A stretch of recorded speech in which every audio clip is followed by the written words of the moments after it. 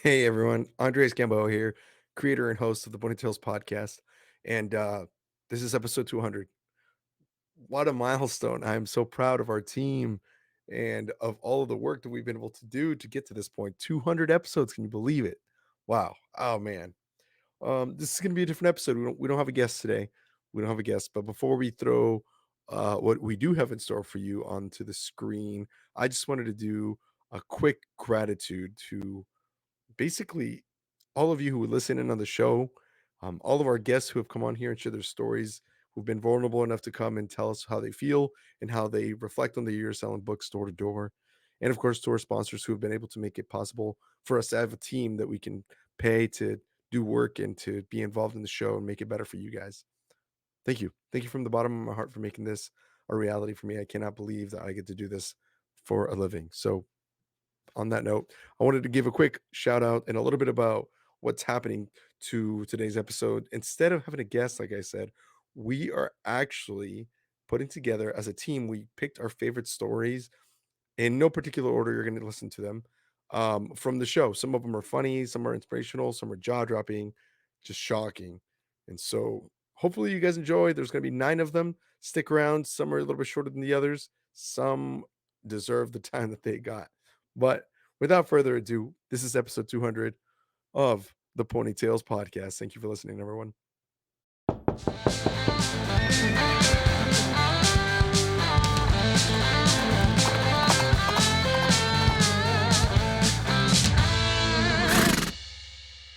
I have this crazy pony story. So I listen to Mort every single day. I mean, the deeper the shit, the bigger the pony. Like that was ingrained in me. I listened to the full hour every single morning. So I can't even make this up. I remember the highway like it was like nothing.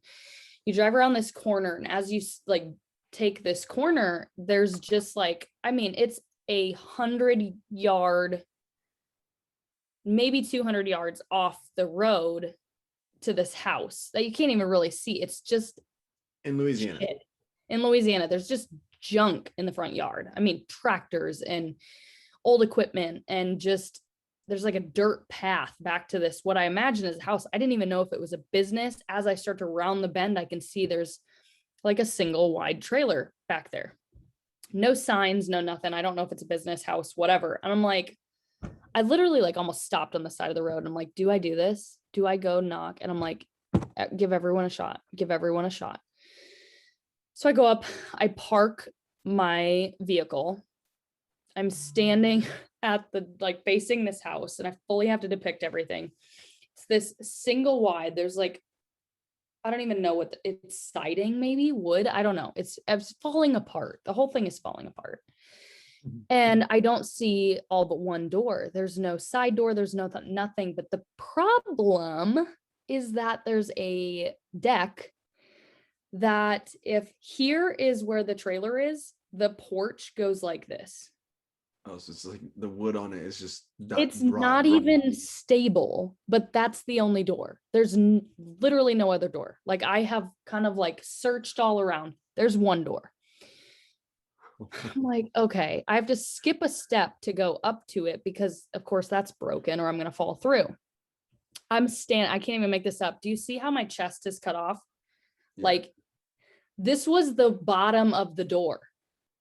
Oh I was knocking at the door at like chest level. The door frame, the bottom where you step into the freaking house is like at my hips, like literally at my waist. I'm at floor level. You could open the door. This person has to like climb to get up into their house. Essentially to get in this house. And I'm like, what the actual F am I doing? So I do the, like I did the fun knock, like dun, dun. So I do my fun knock, take a step back onto what? I don't even know. I like as we're sideways and smiling, like looking turn sideways and wave at nobody, wave at junk. I mean, I am like, what is happening? Someone answers. Someone answers the door and they're like, come on in. Andres, I had to set my bag down. I like set it up into the house and I pushed it back. I had to go like this and like hoist myself up into the house and spin my legs around and then stand up. And she's watching me like this is totally normal. Like, this is how you enter this house. This isn't weird. Like, No way. what is happening? Just a shit show. Oh no, it is totally like, what am I doing? The best part, she goes, oh, take a seat, honey. And I could see there's like 4 kids running around. I didn't even know that there was kids. So I sit down, I'm like giving the demo. I'm looking around. You know how you're like, it was towards the middle to end of the summer. And you like have it all memorized. So you can kind of look around and pick up like on cues to kind of help you through your pitch and make it personalized. Yeah. And I'm looking around. They actually don't teach that anymore on the sales talk, but it was in our sales talk. Okay. In the sales talk, it actually said like, look for things to connect with. So baseball bats, trampolines, or whatever. Yeah. For those of you listening. Yeah. I can't make this up. I look around. I'm sitting next to a trash can. It's not just any trash can. It is a 55-gallon drum of trash that is overflowing. And there's not just one, but 2 of them in this single wide in the living kitchen area. What's it smell like? It's just got to be gross. Oh. I'm not kidding. I think I got fleas while I was sitting there. Like, I saw them jumping around. Like, she said to sit on the couch. And I let that Explorer learn. This is how high a flea can jump, or you can just look because there's one right here. Yeah. No joke. So I am like, I finished this pitch because at this point I kind of realized I'm halfway through it. What am I doing? But I can't just like stop it because she's like, she is on the edge of her seat. Like, she's eating this up. And so I'm like, I just keep going because she's giving yes cues, but I'm like, why am I doing this? And I get to the end and kind of like, I barely did a price buildup because I was like, she's either going to want it or she's not. I'm like, sometimes it's expensive. Sometimes it's really expensive. I think I might've said that, but this actually, and I just said the whole amount, like the whole kit and caboodle, drop the bag. This is the amount. $13.98 or something, like $1,400. Yeah. I'm like, it's like $1,500. At the time we were selling CDs. Yeah, it was a lot of money. You had taxes and shit. Well, and it was different products back. We didn't have it was like different cards to CDs, full kit set, Bible study. Yeah, it had the Advantage, the Mofus. Yeah, the whole thing. Yeah, it had everything. CD packs. Yeah. They don't have those anymore. And I go, other things are expensive. Some things are really expensive. This, just all of it, everything that I've said today, it's like $1,500. Do you want it? That was my price. That's your close, and you're close. That was my price build up. Not what everyone likes about how I do business. Nothing. It was just nothing. Yes or no. And I go, do you want it? And she goes, well, you take a check. And I was like because I don't even know that they have a computer to use the CDs. I just included in this price check, or I mean this whatever package. And she goes, well, honey, let me get you a check. I'll just write you a check for the whole thing. What the fuck? It went through, dropped the whole bag. Yeah, you're worried that the check will bounce. And she went through, cleared it, made sure of that. She bought more when I came back and delivered.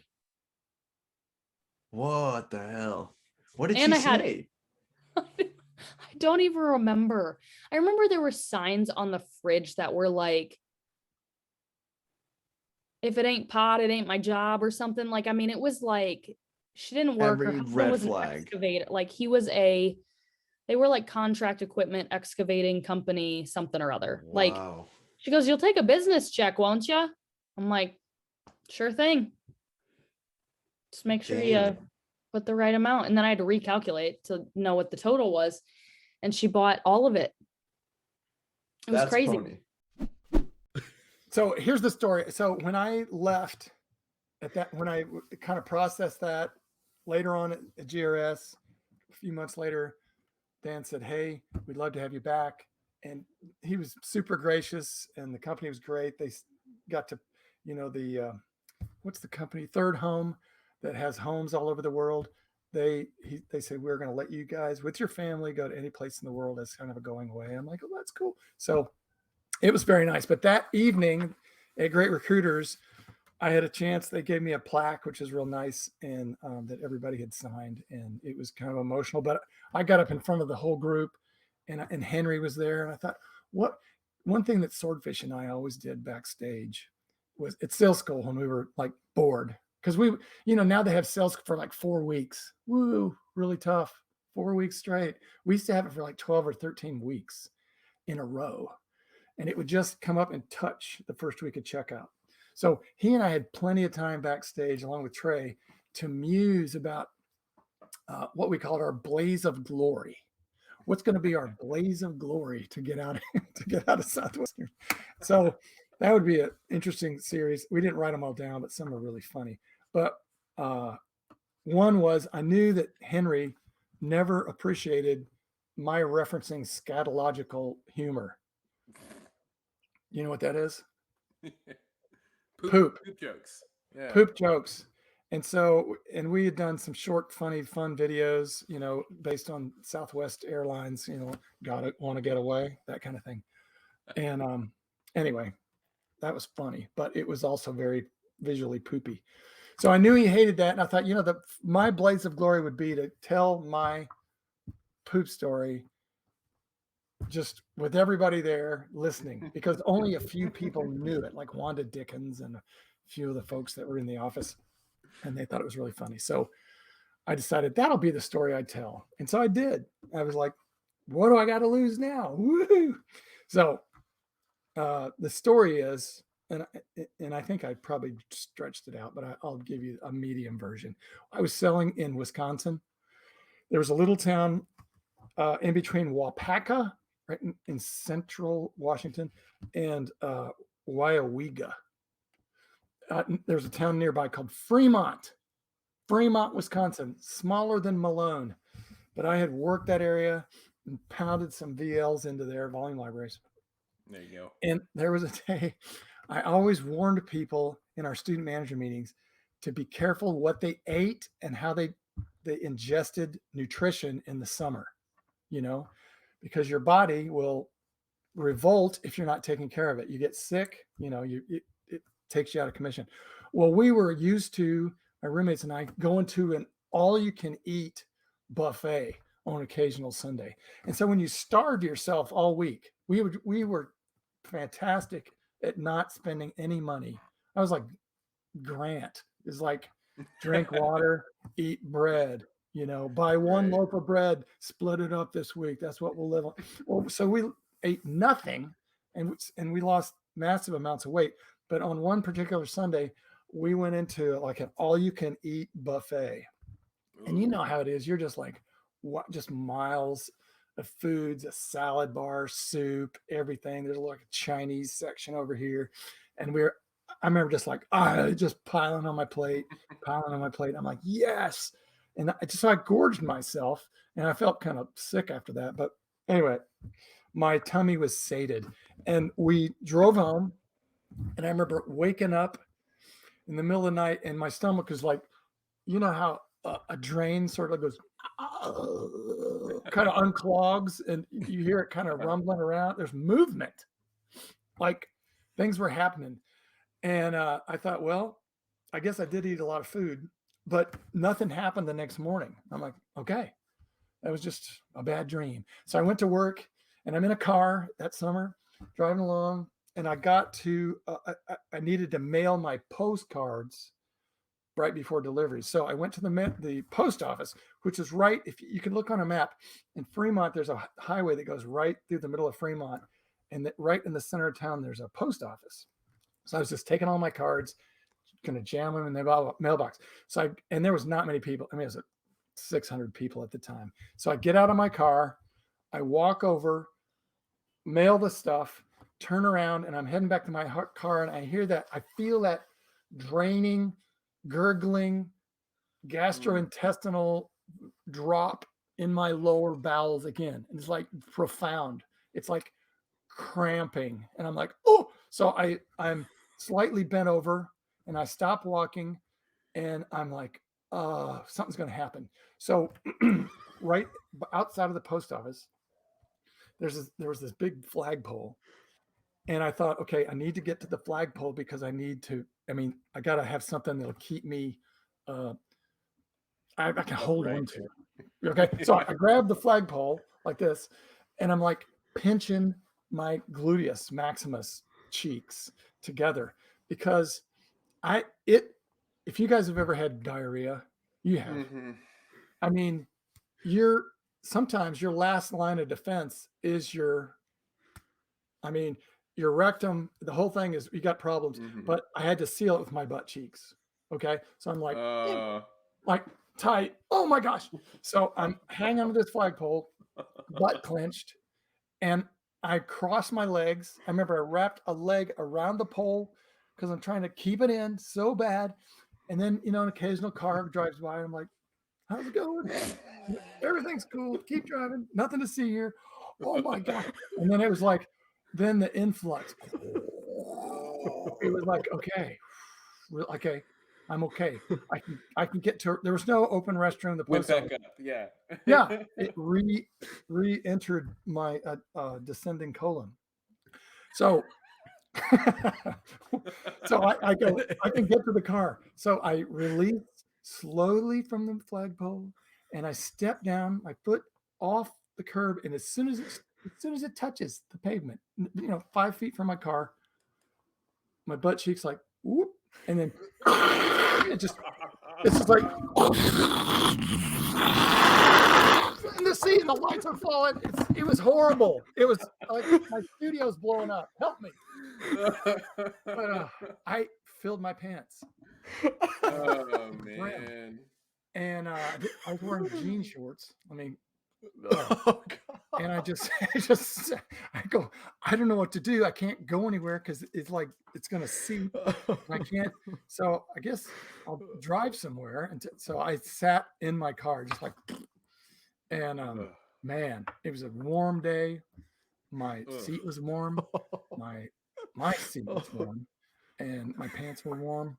And there was this like a massive amount of fluid. That anyway, I don't want to get too graphic, but people are like, "Did you go home?" I remember Dan's like, "Never go back to your headquarters during the day," but I was like. Screw this. I've got underwear full of poo. So I drove back to my headquarters. My landlord's like, what are you doing here? I'm like, I got a load of poo right in my shorts. So that was fun. But I didn't try to wash them. I just took them all and went to the dumpster, changed, and went back out and had my greatest week. No, I don't remember what happened. But that was a shockingly stressful situation, but funny. Your worst things are always your best stories. Hey guys, hope you're enjoying the episode so far. I know I am. I wanted to give a quick shout out to the people that make this show possible, the people that bring this show to you. These are people who all sold books, and we're here to give a quick shout out to them in a spotlight about their company and what they're up to. So if you're interested, or if after listening to this, you're kind of wanting to know a little bit more, feel free to click on the links below to connect with these people. These are from an excerpt I have with them from a podcast that I do on the side. It's called Executive Exercises, where we take all our sponsors and they come into a think tank and share some awesome ideas about how to grow their business, specifically on different topics. Go check that out. But I pulled some of the comments that they had explaining what they do and who they're looking for on their companies. And so if that sounds like you, like I said, click below. Hope you enjoy. That's another thing that maybe Southwestern people don't understand is leads. That's kind of like you're saying, basically, imagine you show up to a town to sell books. You send a postcard out to every single family that has kids in school or young children, asking them if they struggle with any of the following subjects, yes or no. Would you be interested in hearing about a product that might help you with all those subjects, yes or no, name and address, and then you just waited at your HQ for like a couple of weeks, and then you got in the mail like 700 people returning that postcard saying, come to my house, here's where I live. That'll do for now. Like I said, make sure you click below to get some more information. And now back to the show. So like it was my fifth summer. No, my fifth summer was my good year. My sixth summer was awful. It was coming off of that. And this is towards the end of the summer. I've had several rookies quit. I've had a couple managers quit, and I got arrested. I believe I think it was like a Saturday the first time, and then and then I got arrested again the next Friday or Saturday or Thursday or whatever it is. I don't remember very clearly now, but I know they arrested me for something I didn't do. They arrested me for deception, like telling people that I was from the school, which obviously I wasn't. So shout out to my man, Patrick Dichter out there. I don't think you've had him on the show, but he picked me up from jail twice in less than 7 days, my 6th summer out on the field. And a couple wild things happened kind of to make it more difficult. And one was like, so I get arrested and they bring me into jail. And so like, this is the age of cell phones, and they took my cell phone. So I didn't have my cell phone. So naturally I call home. That's the only number, one of the only numbers that I have memorized. But something happened, Andres, with like the cell phone system in Indiana, the jail system. I called home and it cut me off, and the line was disconnected. And so the Indiana jail system wouldn't let me call home. So I had to dial another number I had memorized, which was my like parents' family friend, the Horvaths. And so I call home. It's like 10, 11 o'clock at night. And I have to call my parents' friends to let them know I'm in jail. And so it's between like 9 and 11 p.m. They call my parents. My parents don't know who to call. So they end up calling Jessica because we're dating at the time. And then Jessica calls like my sales manager, and then calls Patrick Dichter. And, Patrick Dichter has to come and pick me up. But bottom line is I had to spend the night in jail. He came and got me the next morning. Brutal. And then 5 or 6 days later, I moved from Stark County, Indiana to Knox County, Indiana, or maybe it was the opposite. And they arrest me again and throw me in jail. So I essentially got arrested the second time because I got arrested the first time. They arrested me again for deception, for saying I was from the school. And if you think, Andres, it's embarrassing to call your family friend because you got arrested once, imagine calling them twice, because the Indiana the jail system has put my parents' number off. So here I am talking to Mr. and Mrs. Horvath, my mom's neighbor 5 doors down. This is the second time in 6 days I've called them to let them know. I'm in jail again. Oh my God. Hey, Miss Horvath, could you let my mom know I'm in jail again?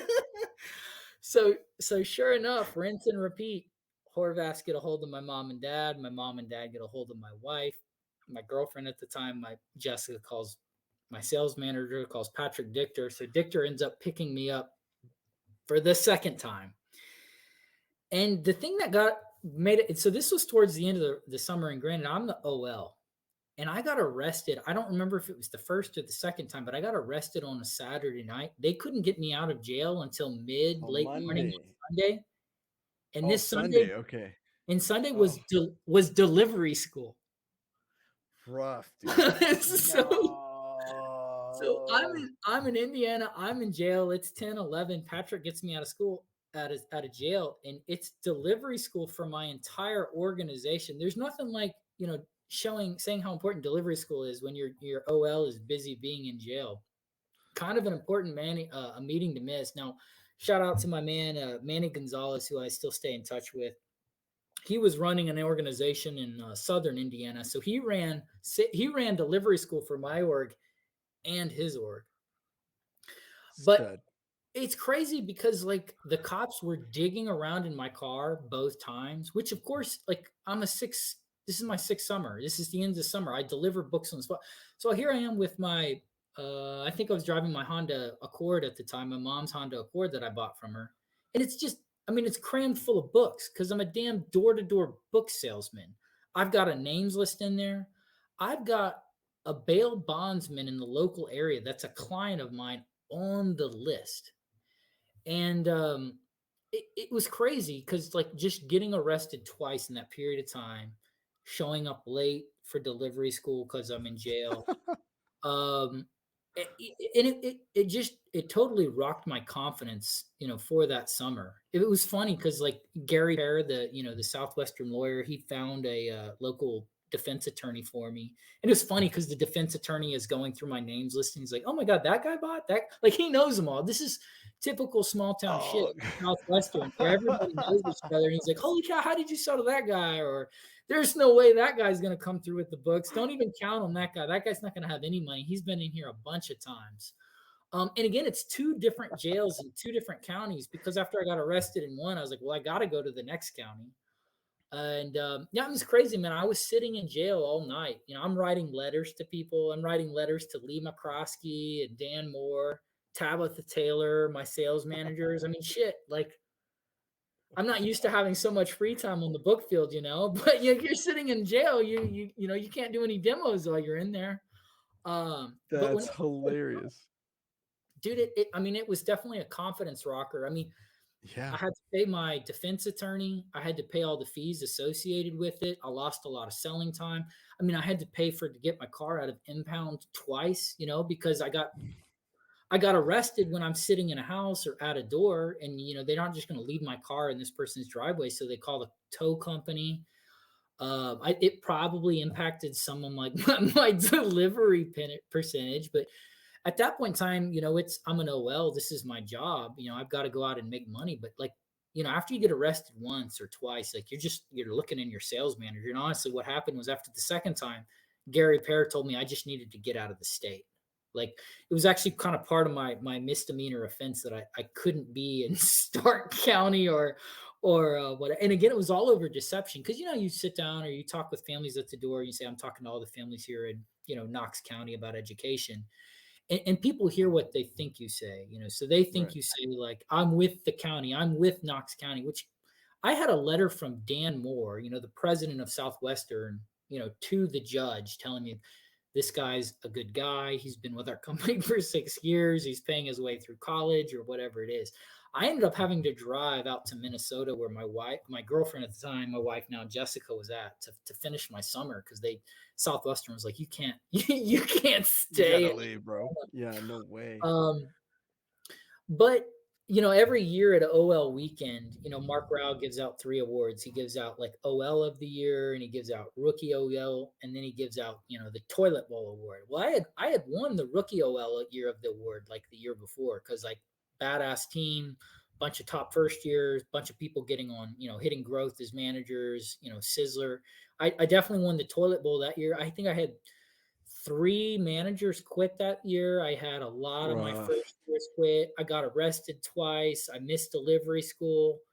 And, you know, I had just won like GRG the year before, went to Panama. So it was like, you know, you have your crappy moments, but that was my 6th summer. I still came back and did one more summer. So, you know, just sticking things out, finishing things up regardless of the way you feel. You know, I don't feel like I made a very big deal about it, other than Patrick, who picked me up from jail. I think we maybe shared it with 1 or 2 of the managers. Like, they didn't even know I had been to jail. But, you know, it's usually things are never as bad as they seem. And in time, you know, hopefully these things kind of just become a funny story. Okay. So again, we're gonna, you know, not say this person's name in case they're ever listening, but Sure. this person only sold 1 summer, but we'll say his name's Joe. That's not really his name, but we'll say his name's Joe. Joe. Anyway, okay, so here we are, checkout, yay, checkout, you know, and of course, as a sales manager, it's always fun to, you know, see what's gonna happen with everybody and get their checks and, you know, talk about their summers and all the good stuff. Well, anyway, there's not always good stuff, right? So this one first year was selling books in Maine. And we're at checkout, and you know how they reconcile your account. Well, we got to his account that was slid across the counter to me. And well, we kind of had a situation where it showed that we're missing books, like $10,000 worth of books. Okay. Jump change. Okay, now it showed that his units were right over 1,800 units, like 1,803 or something. Right, you need 1,800 units to hit Sizzler. That's peculiar. Right. Okay, and so it shows that. Now, all summer, this kid is not selling many books, right? Okay, so this is just not matching up. Says 1,800 units. Of course, yeah, you bet. I delivered 18. That's exactly what I delivered. Yep. And I'm like, Joe, you know, where are these books? Like, this is not adding up. Like, you don't have the money. I mean, like, it's not matching up. Money, books, etc.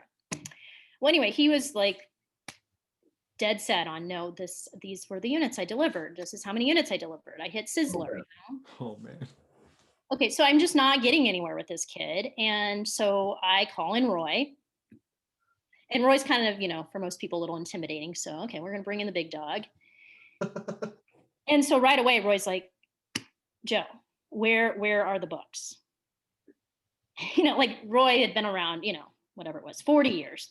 Seen it all. Double my time. So he just straight to the point. Where are the books?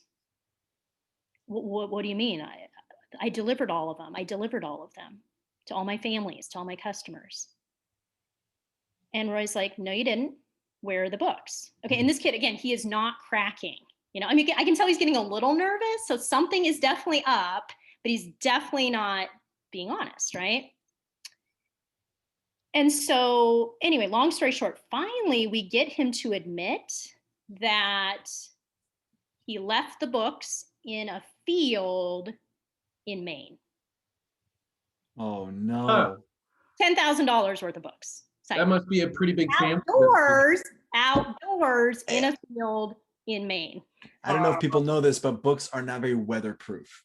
Yeah. For those of you listening that never sold books. Okay, so now Roy's like, well, how are we going to get those books, Joe? And Roy's like, is your host family home? Probably. And Roy's like, okay, Yvette, you're going to call this host family and we're going to have them go get the books.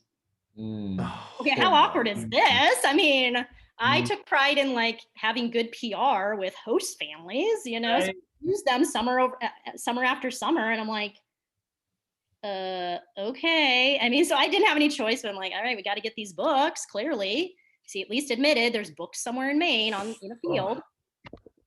So I get the host mom on the phone and I don't even know what I'm going to say. Like, this is so weird. Right. And so I'm like, oh, hey, whatever her name was. Hey, I needed to ask you a favor. And I kind of started to talk and tell her the story. And she's like, oh, do you want to talk to Ty?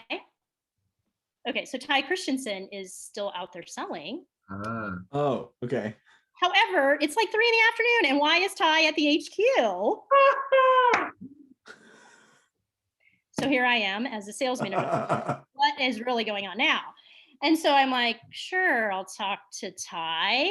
And I'm like, Ty, we're not getting into this right now while you're at the HQ at 3 o'clock, but I need your help. Okay, so I did not tell Ty that there's books in a field. I said, I need you to get in your car.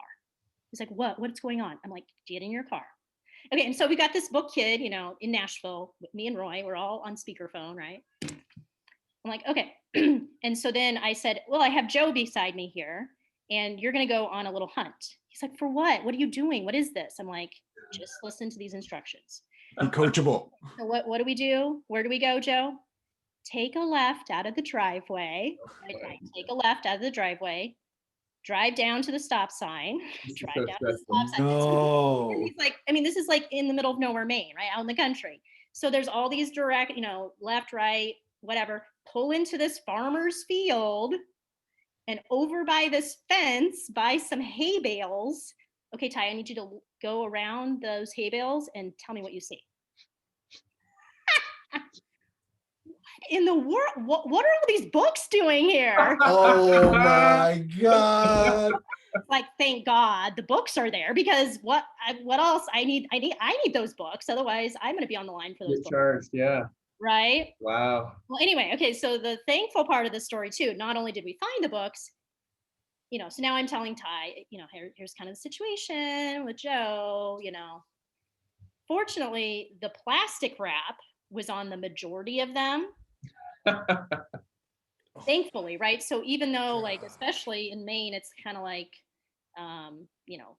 maybe Wet. in the morning, the grass is all wet, right? So some water damage could happen. Fortunately, I think it was only a few that were damaged, but then we were able to, I just said, okay, Ty, you're going to transfer all these books now to your account, right? And then we're going to transfer them to Joe's account, right? So we can get those books back. So, wow. Anyway, that was an interesting story. Meanwhile, all the sales managers who are wrapping up everybody else are like, Yvette, are you coming out? And I'm like, no, I'm not coming out. Just go. I'll meet you later. Right? Because this was like literally, I don't know, like a 6-hour ordeal, right? Yeah. We finally got to the bottom. So, so fun things like that when you're a DSM. So did you ever find out why Ty was off schedule? That's what I was gonna ask. Did you ever address that? He had some, some excuse that, end of the summer. I don't know what he was doing. I forget. So Some people's book kids. but he delivered 10,000 units, I'm sure. So whatever. Okay. Another thing I wanted to talk about was like, it was my third summer. I think if I told you some amount of units that I sold, I think I have to say it was 40 something, 4,000 something units that I sold that summer. So my third summer, I did quite okay. But it was in the middle of summer when my I picked the best roommates because that was the first time. Oh well, I was running an org, had my favorite first years that I was so convinced that they will be top first years. Like, oh, I have my best team. I was moving with them in the host family and stuff like that. It kind of worked out well. But my number one champion that I was so connected with decided to quit. So like shit. Oh. She was the one that everybody knew will be a first year. She quit. I was like, not good. We kept working. And then another first year, it was actually my birthday again. Those special When is days. your birthday? The 16th of July. Okay. So Happy it was birthday ahead of time. So this is the 16th of July. of July. And it was a Sunday. We had Sunday meeting and it was fine. Sunday meeting, it worked out well. It was at our HQ, so I can have my Sunday chill day as a Noelle. So I can figure out everything and I can just have a birthday rest. That was the only thing I was aiming for. And it was this Sunday when I was just hanging out, finally sat down after moving everybody, figuring stuff out. Sat down in my backyard and I was like, time to take for myself. Perfect. And then all of a sudden, my other first year that was staying with me and the host's son came to me. Kate, do you have a minute? Oh no. Like, shit, what's up? We just wanted to tell you something. Well, I was wondering whether I can just take Fridays off and evenings off so we can hang out together. Because, we somehow got in love together and it would be just so nice. So I would Oh my God. work in full Southwestern. I just would like to have evenings and Saturdays or Fridays off. Like, Oh my God. Your first year fell in love with your host's son? Like your host family's son? yes. Oh shit. And That's so not like, good. it was just my birthday time off. Like, how can you do this to me on my birthday when I finally take a time off?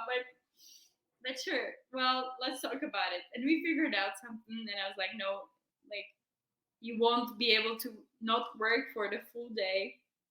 But okay, let's find somehow how we can somehow manage it so we can continue selling. But it took a week or two, and she quit anyways. So I had to move out. I had to move out of this host family. But she stayed there, probably. She stayed there. Yes. That's so One fucked. left, one stayed, and I, as a Noelle, had to move on. So I was looking. Well, I've never heard of that before. That is the craziest thing. Are they married now? They better be married. They are. Are they really? Yes. Oh. She's the U.S. citizen now, which is cool. I'm happy that I made her to move to the U.S. and get her passport.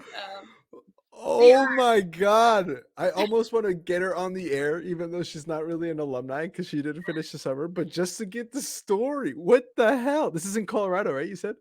No, that was in Colorado. Wow. Ta-da!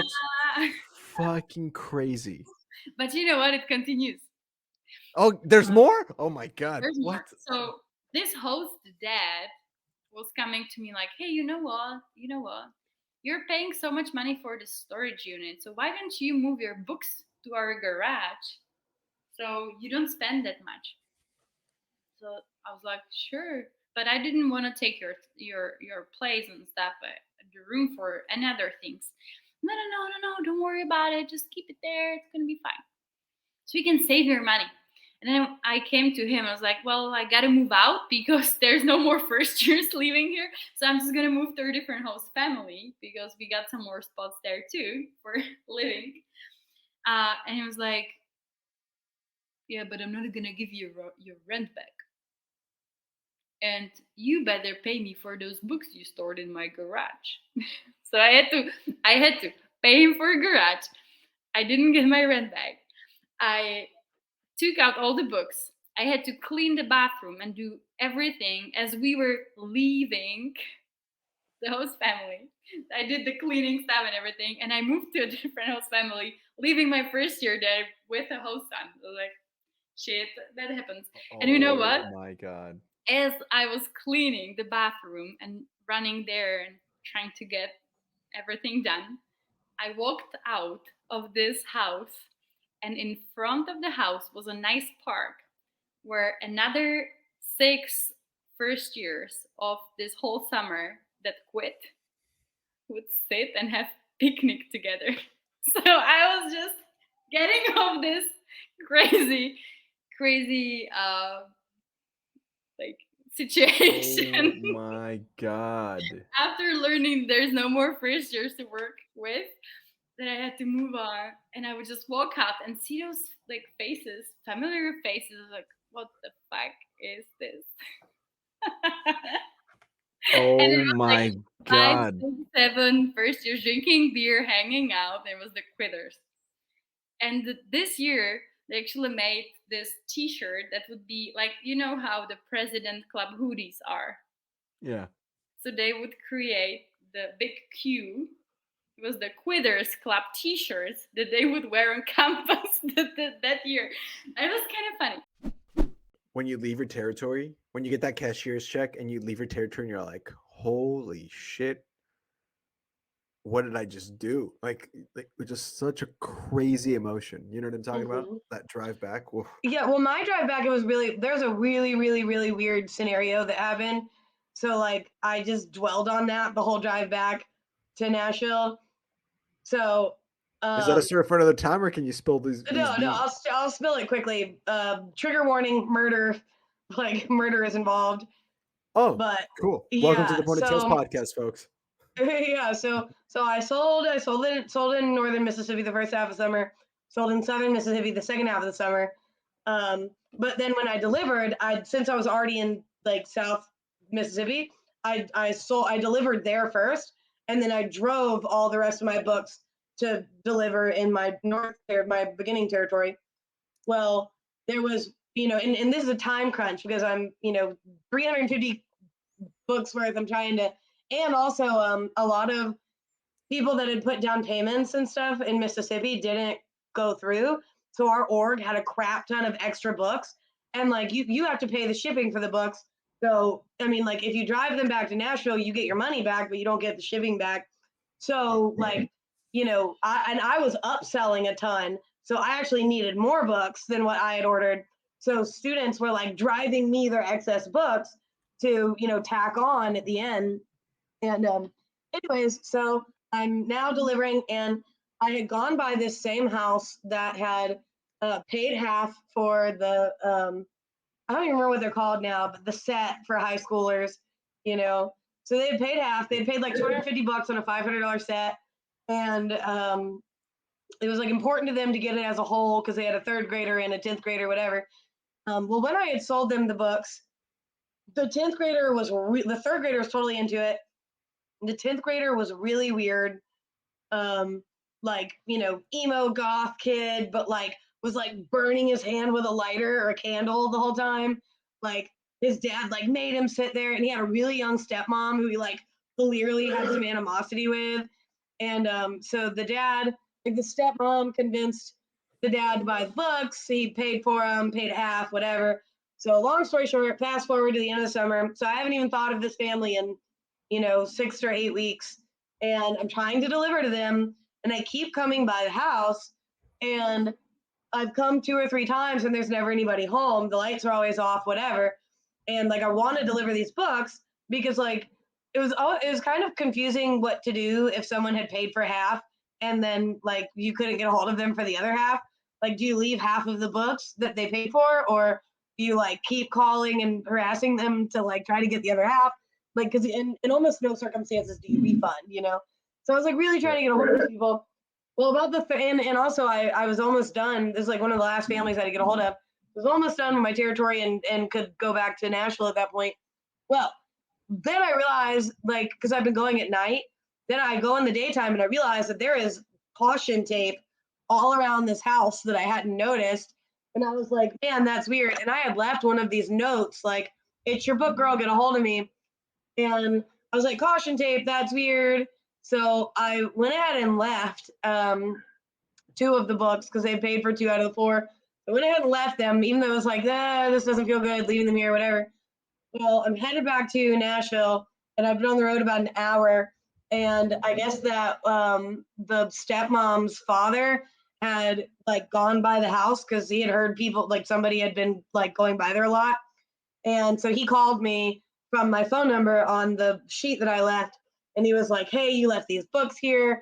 And I was like, yeah. I was like, they paid for them. You know, they didn't pay for all of them, but they paid for these.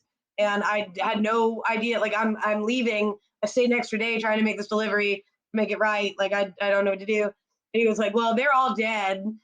And I was like, what? And he's like, yeah, I can't remember their names now. So I feel like I'm not doing it justice. I'm probably going to get like hexed or something by like talking about this so nonchalantly, but he was the father of the stepmom, and the brother had killed like all of them but the daughter, like the little girl. He killed his dad and the stepmom. And the kid that was burning himself? Yeah, that kid. At least that's what the old man told me, you know, and it like lines up. There was caution tape everywhere. All the lights were off, like someone hadn't lived there in a while. And he had said it happened like 3 or 4 weeks prior. And like, so yeah. And then the worst part is he was like, now I need you to drive back and get these books and then refund their money. So it's like, it's mind blowing that here I am, I'm done with my summer. I'm driving back to Nashville to get fucked up for the first time in 3 months, you know, like, and then hearing that, it's like, oh my God, not only that, but now he's like trying to hassle me. Like, well, obviously we don't need these books. Like, you're going to have to come back and get them. And, you know, I'll dig through their stuff and find the receipt. And, you know, it was just like, what is happening? Like, is any of this real? Like, I was literally in the back of my mind thinking, like, did they stage this to get out of books? Like, oh my God. It's like, oh shit, she's coming back. Let's go to Walmart. Yeah, so everybody else landed in Nashville with this, like, we did it, we're done. And I was just like, I'm alive. Like, shit got weird at the end, you know? I thought it was going to be the old lady. Plot twist. It did not come back full circle. Right? Yeah. It was the emo kid that was burning himself. Holy shit. Yeah. There's got to be an article of this somewhere. What time? I've tried to look it up.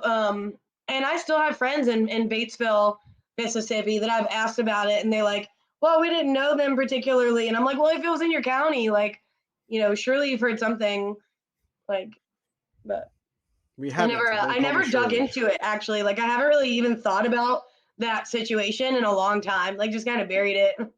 I told you they come back. They always come back. Every time we do these episodes, people come up with stories on the fly because they're like, oh my God, I hadn't thought about that story in a long time. That's insane. That is probably one of the craziest delivery stories you were telling us some of the craziest stories we've had on the show, and we're 107 episodes in. That's like literally 400 or 500 hours of content. And this has got to be, we're an hour and 24 minutes in, and this is some of the wildest content. Hey guys, hope you're enjoying the episode so far. I know I am. I wanted to give a quick shout out to the people that make this show possible, the people that bring this show to you. That's okay. And actually, and this is good to, I had Nick kind of explain this a little bit too, but it's because I've been in the insurance industry before.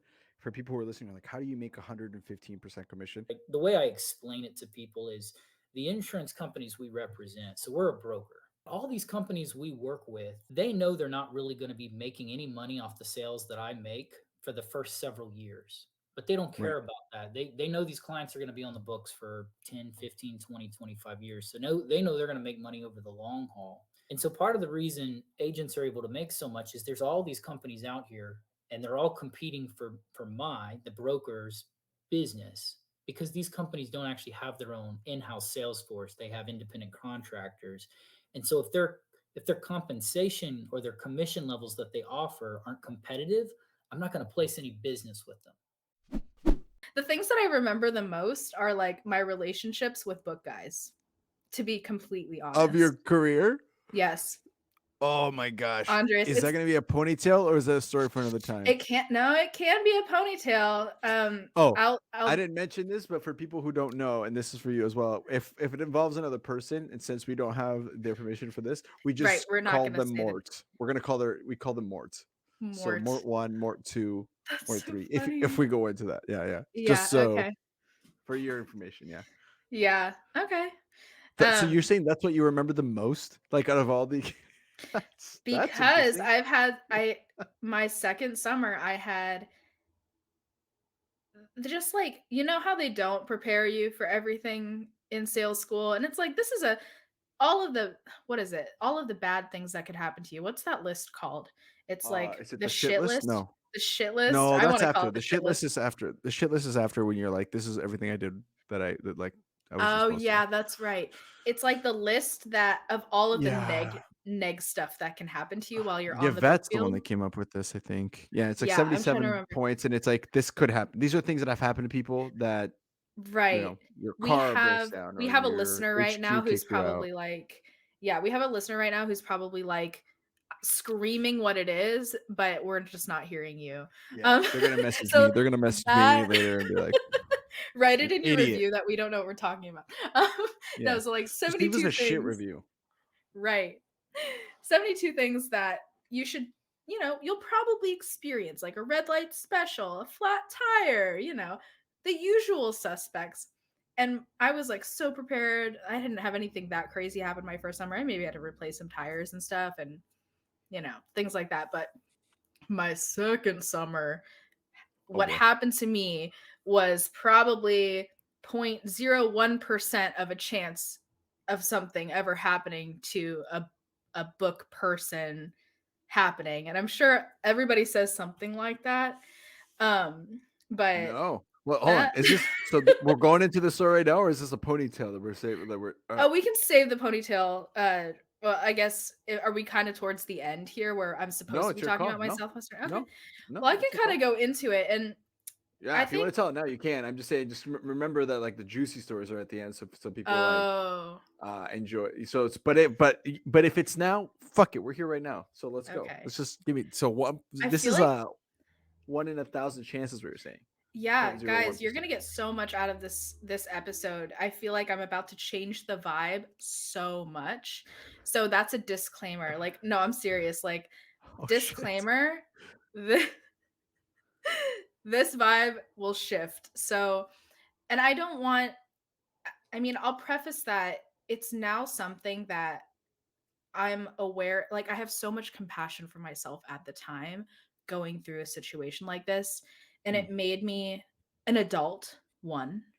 It was like what we call, that coming of age story, but it happens for me in like a period of a month, for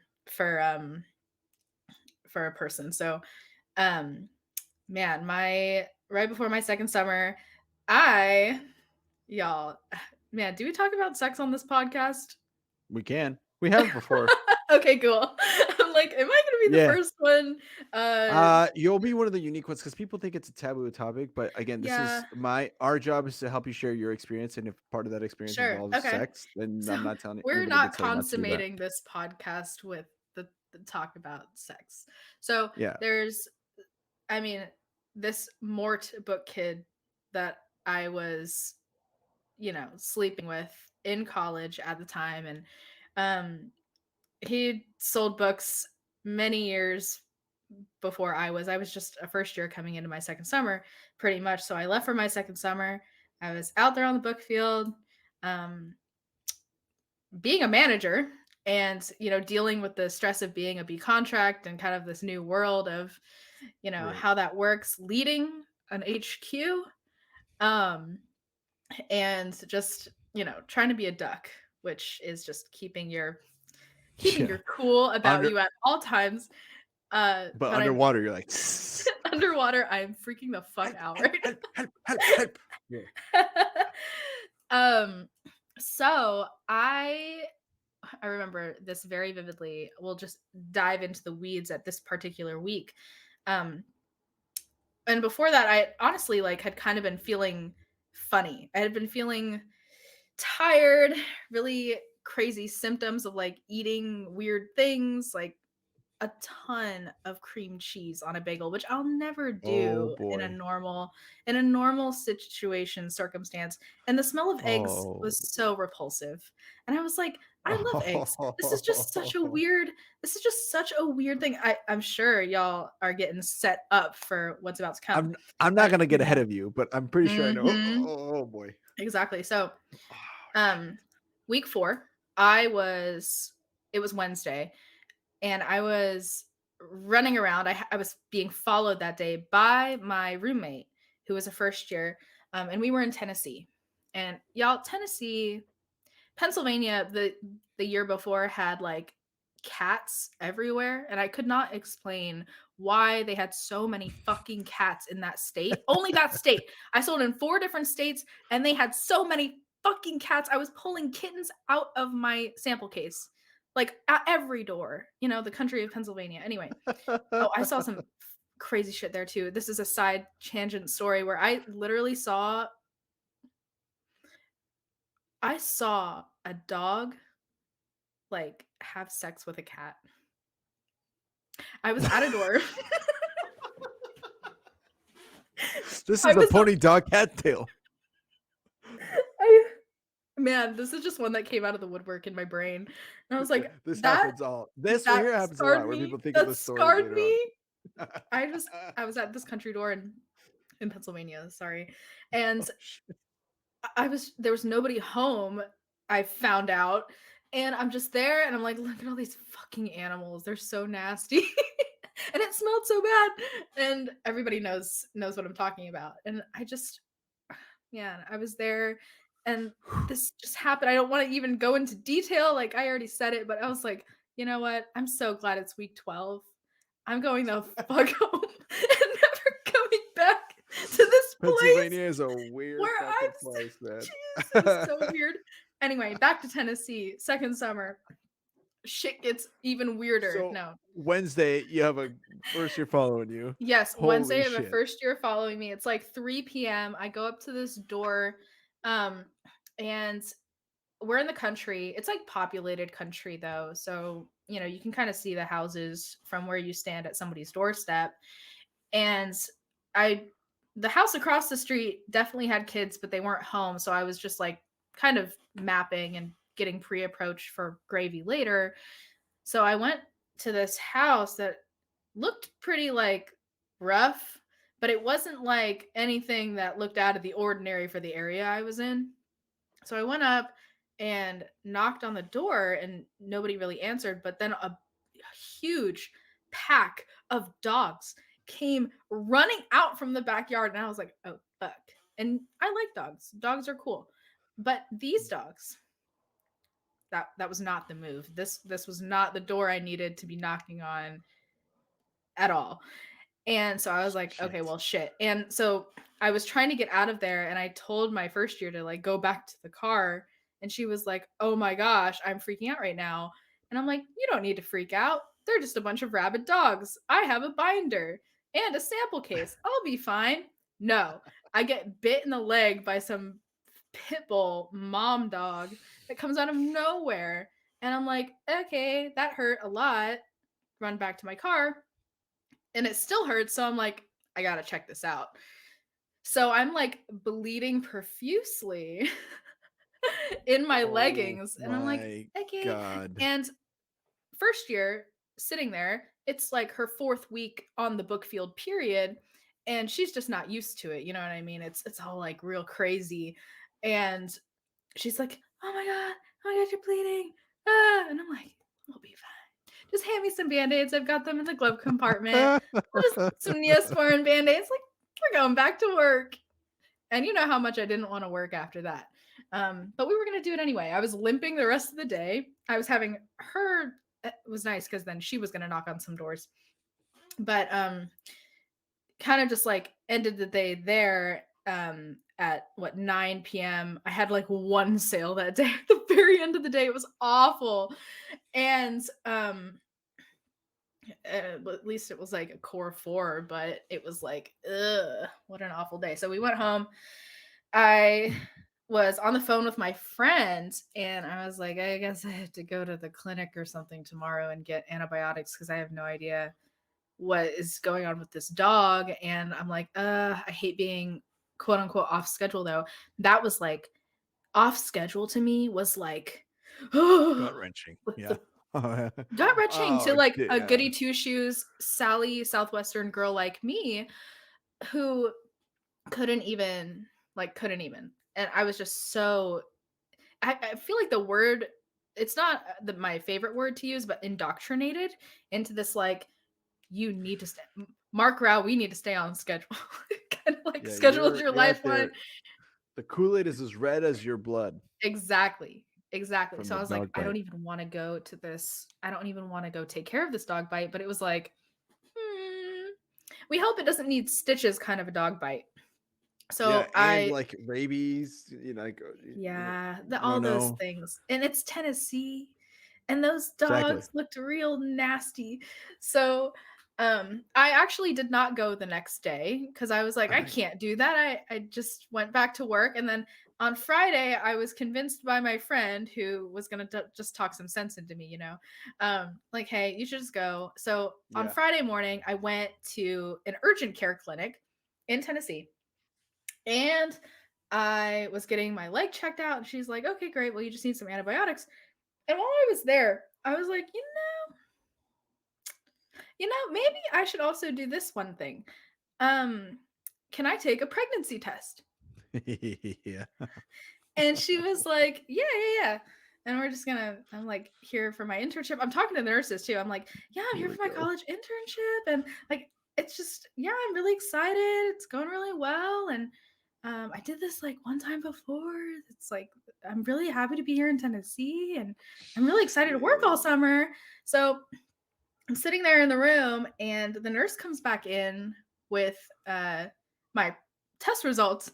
So she like peeps her head in and she says, so I don't know if this is good news or bad news, but it's positive.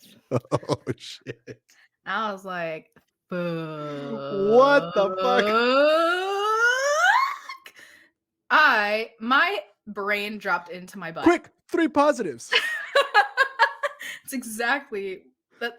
Right after my brain dropped into my butt, that's what I was saying to myself. I'm like, oh. So then I go dizzy and I'm like, eh. And she's like, okay, so this is what we do next. Blah, blah, blah, blah. And I'm like, I need to go lay down. Forget this dog bite.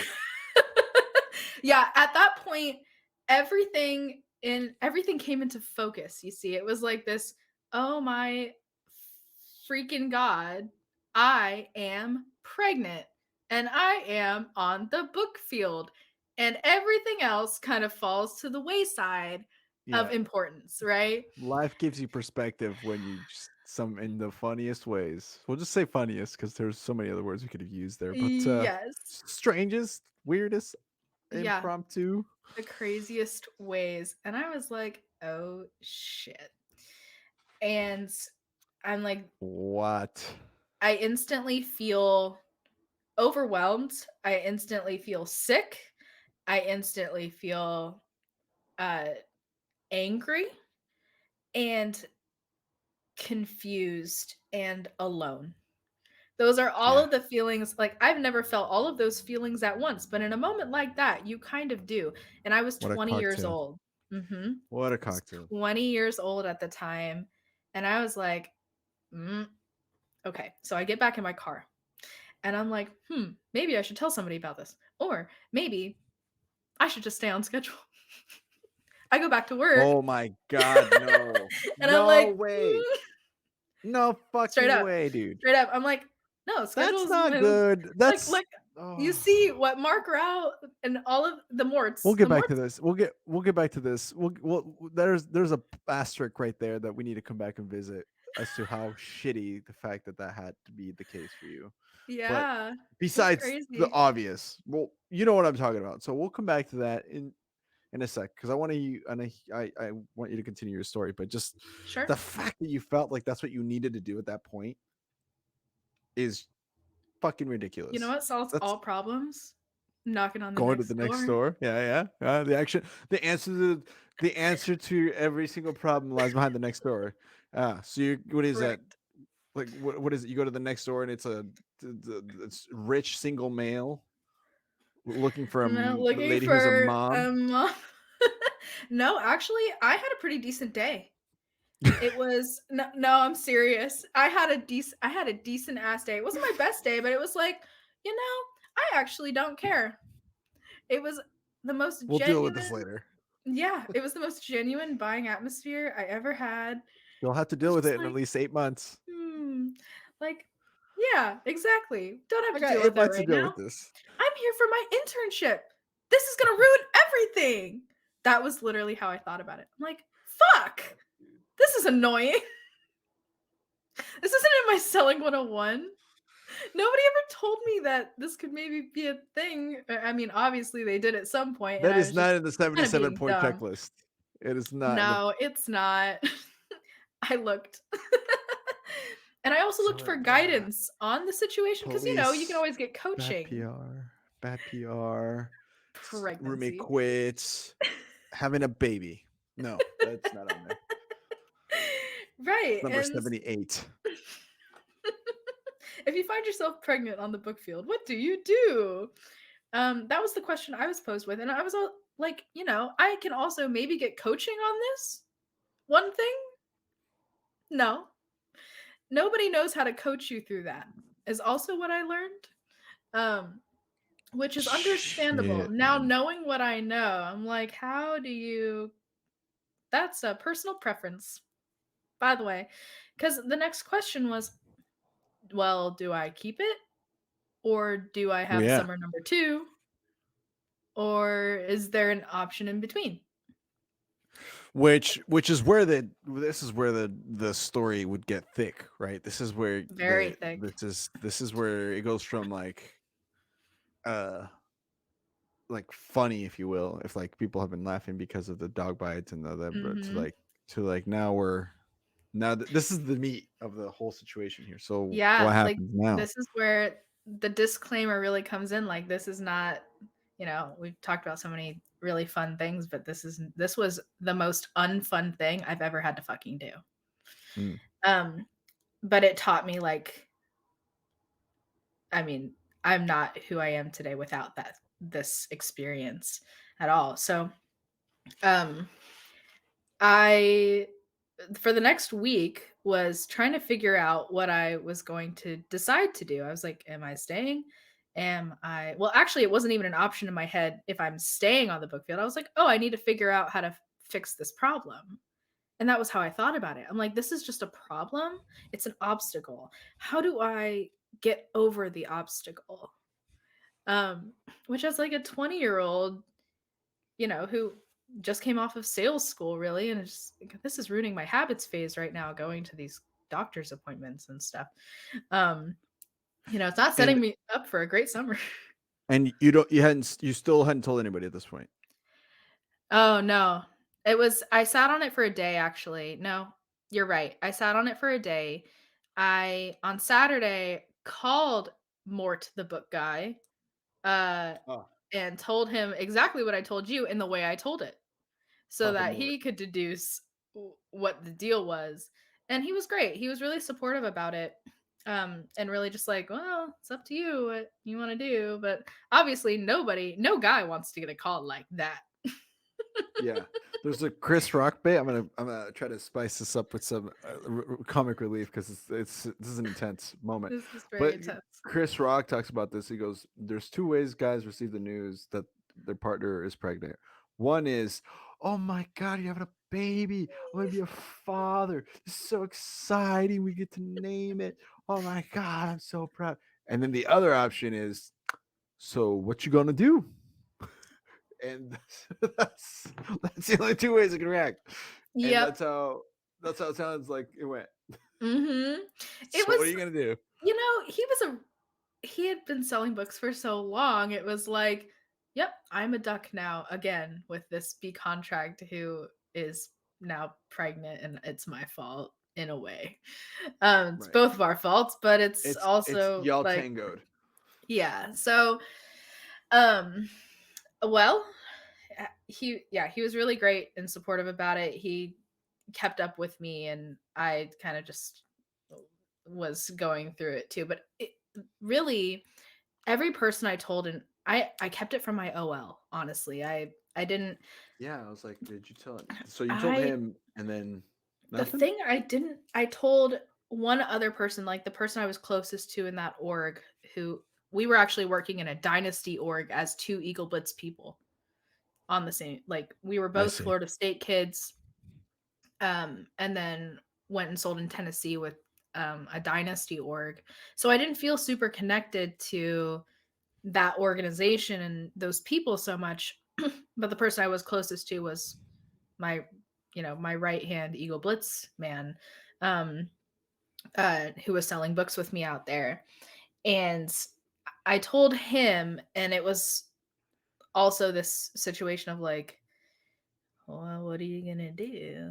I think you should do this, but it's not really my decision. And really, every time I told somebody, and I was also like asking for help. It was a really like just really intense place to be, because I wanted guidance so bad, but nobody could give it to me. And that's what I mean to say, going back to like, I grew up in a month really, really fast, because all my life I had been, I'm a little kid, your parents guide you, everybody guides you. But now like you're in a very adult situation, making a very adult decision. So that week was a roller coaster, and I tried to hide it from everybody. I was like, I didn't want to tell any upper management. I didn't want to tell anybody in my org. They ended up finding out, but it was this like, not necessarily a shame thing, but I didn't want to sound like a victim. And I had an excuse. It was like, I do not want to be making an excuse right now, kind of a mentality. So I don't want to tell anybody, because they're automatically going to think, oh, that is really a crazy situation, and you probably have a good excuse. And I'm like, I don't have an excuse. I have an excuse like anybody else, that we're all here and we all decided to be here, and there's no way I'm going home, because I'm also a manager. I can't go home. So that's so crazy. I mean, I don't know. I don't know. I know. Just the craziness happening around me in my own brain, and trying to make a decision with so little to go off of. I feel like I was just a kid, and I'm still a kid, but there's an aspect. Yeah. So that next week, my roommate ended up going home. I was like, so it was like, what, Thursday of the next week, I was still trying to decide if I wanted to like get an abortion, or basically finish the summer, maybe have the baby, going through this like, this is a really big decision to make. Adoption, motherhood, emotions all over the place. Papa Mort. So our breakfast spot in Sevierville, Tennessee was a Cracker Barrel, because they're open early, and that was the only place close to our HQ. And so I remember sitting there. This was like the most amazing and also like worst moment of my book career, where I was at the lowest point, I feel like, of like one of the lowest points of my life. And my roommate had just gone home. So I was sitting there alone at a Cracker Barrel, pregnant. and selling books. I know. I'm sorry that this is just like, this is No, I'm with you. This is I feel okay. bad. This is out you here, like, I empathizing. I'm like, understand. Yeah, I don't no, want want people to feel pain when they hear this story. no. What makes the show work is people's vulnerability, and Yeah. even, I mean, I can't relate to any of this, right? Because first of all, penis, which doesn't give birth. That's not really how. I live in Portland, so I don't even know what to call what that means. But Right. I am not a birthing individual, is what they would say here. So Mhm. from even that standpoint of like learning that you're pregnant at a young age, no idea. From a standpoint of doing that in the book field, still no idea. But from a standpoint of like feeling alone and how lonely the book field can be, and then on top of that, I can't imagine. But that's where I'm trying to like really. I mean, I'm sure Yeah. people listening are like, oh, I mean, I know what it's like to be lonely in the book field, but I don't know what it's like to be lonely in the book field and be in this situation in the Mhm. context that you're in, and that's brutal. It's a really helpless place to be. Yeah. And like, It's you know, bananas. there's structure to books. Like, you're supposed to follow a schedule, and even though it's lonely, like it's lonely and really emotionally trying, but then being lonely on top of like nobody can help you through this. There's no structure to this. And that's where I've come from my whole life. It's like there's structure to everything and we can rely on that. Follow the system. There's no system to that.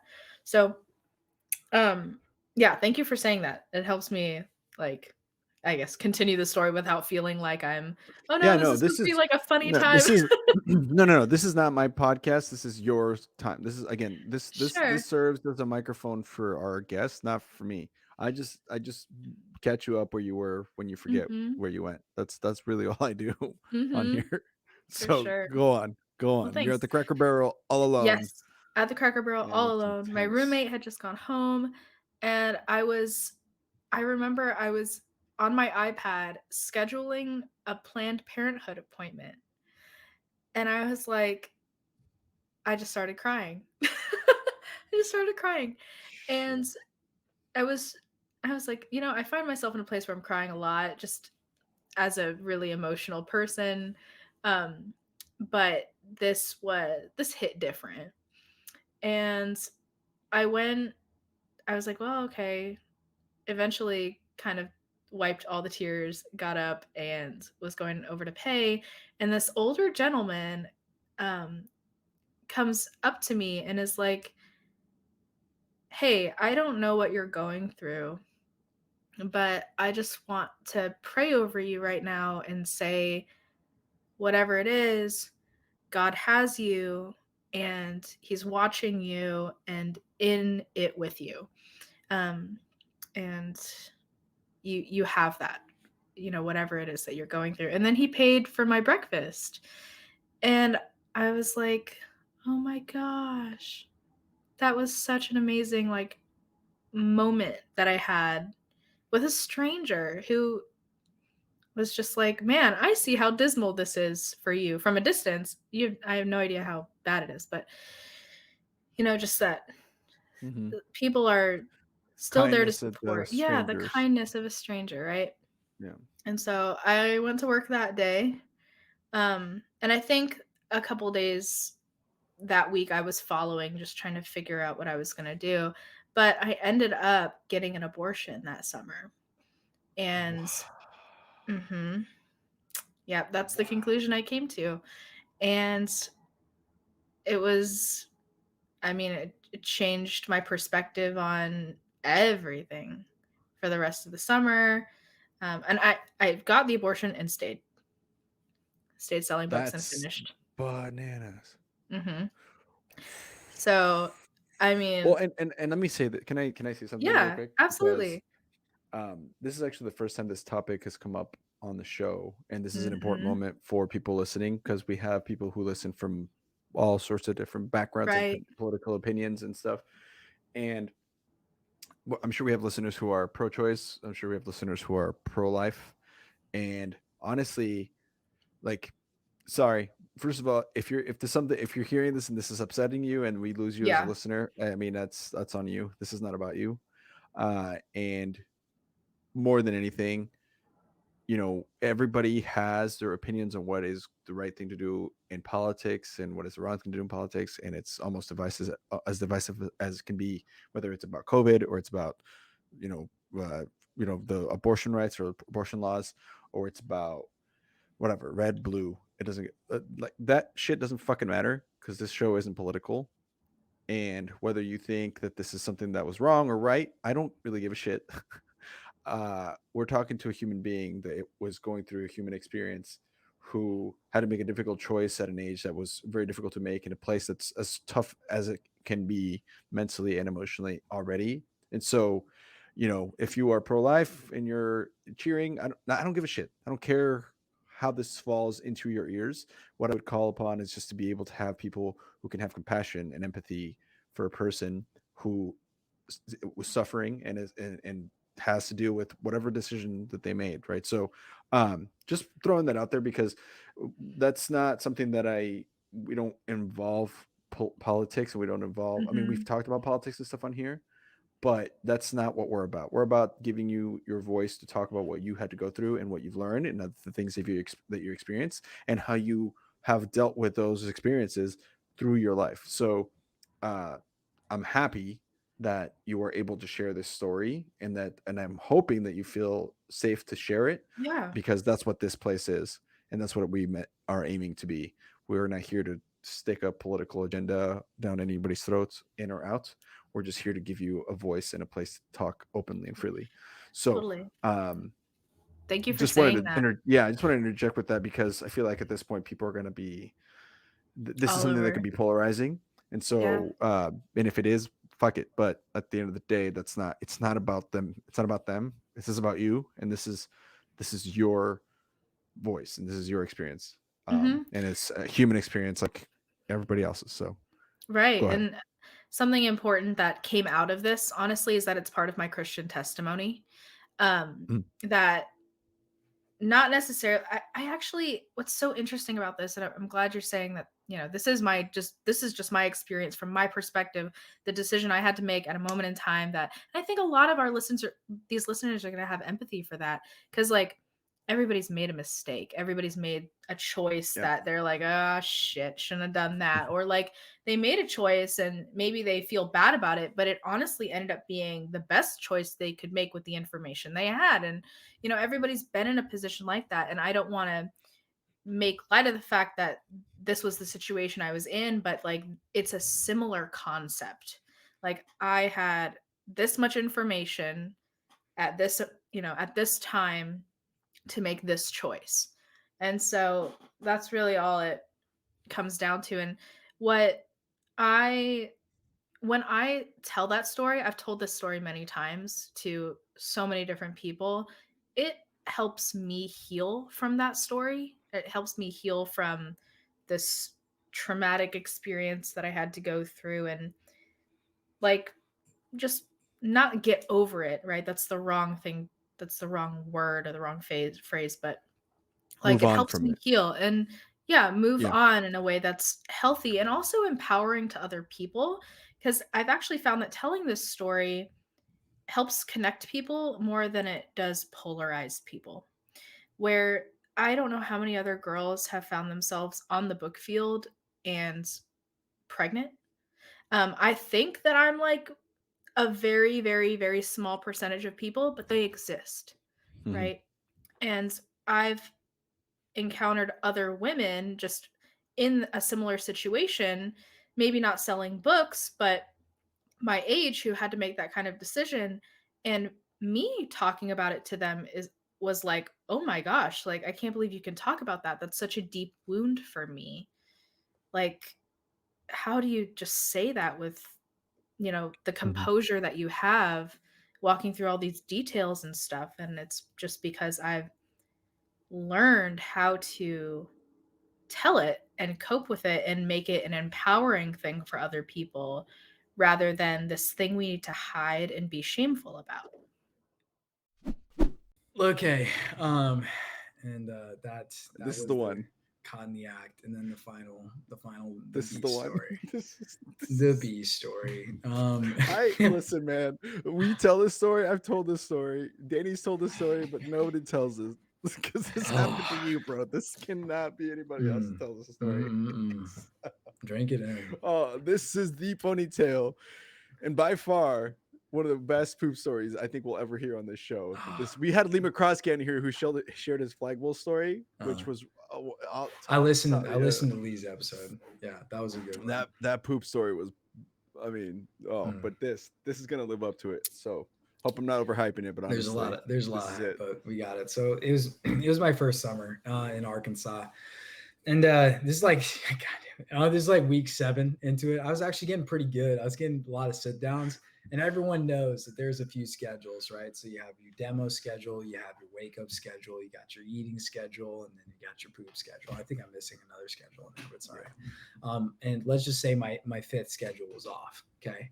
So had a morning appointment, super excited. Didn't do my 5th schedule at the breakfast spot, and get to turf, and my morning appointment blew me off. Could you believe it? Crazy. And wow. Like I didn't read the situation well the first time, and so I start knocking. I'm like, it's all good. We're cool. You know, gonna stay on schedule.